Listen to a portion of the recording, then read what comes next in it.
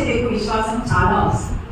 విశ్వాసం చేతనే మందిరాలు కట్టబడుతున్నాయి. విశ్వాసం చేతనే దేవుడు ప్రతి అవసరత తీరుస్తున్నాడు. విశ్వాసం చేతనే మన మందిరాల్లో అద్భుత కార్యాలు జరుగుతున్నాయి. విశ్వాసం చేతనే మన జీవితాల్లో దేవుడు అద్భుతాలు చేస్తా ఉన్నాడు. ఈ విశ్వాసం లేకుండా దేవునికి ఇష్టడైనట అంటే దానికి దానికి స్టార్టింగ్ లేదు.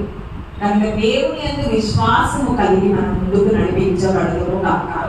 ఆయన యందు విశ్వాసం ఉంటే కనుక ఈ కానాను స్త్రీతో అన్నమాట. ఈ మాట నాకు చాలా ఇష్టం. ఒకసారి మళ్ళీ చదవండి. 28వ వచనం. 15, 28. గొప్పది. ఏమంటాడు? విశ్వాసంగా ఉంటే నీవు కోరినట్లే నీకు అగును కాక. కానీ వేయకొద్దు కానీ కోరినట్లే అగును కాక అంటూ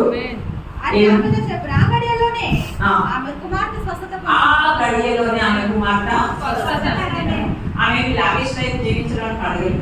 ఎంజాయ్మెంట్ పడుతున్నారు. తన కుమార్తె స్వస్థత కొరకు ప్రభు కూడా ఆమెను పరీక్షిస్తూ ఈ సమయంలో నువ్వు కూడా ప్రభు ఏదైనా పరీక్షిస్తున్నాడో తెలుసుకోవాలి. ఎల్కేజీలో జరగానే ఇమీడియట్ గా మీకు మీ పాప పాస్ అయినట్టు 100కి 100 మార్కులు వచ్చినట్టు రిపోర్ట్ ఇవ్వరు. సంవత్సరం అంతా చదవాలి.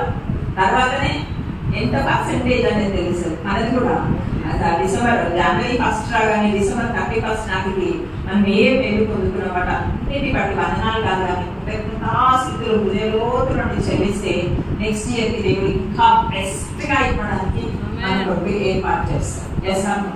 ఈరోజు నీ విశ్వాస పరిమాణం ఎలా పరీక్షించుకోవచ్చు.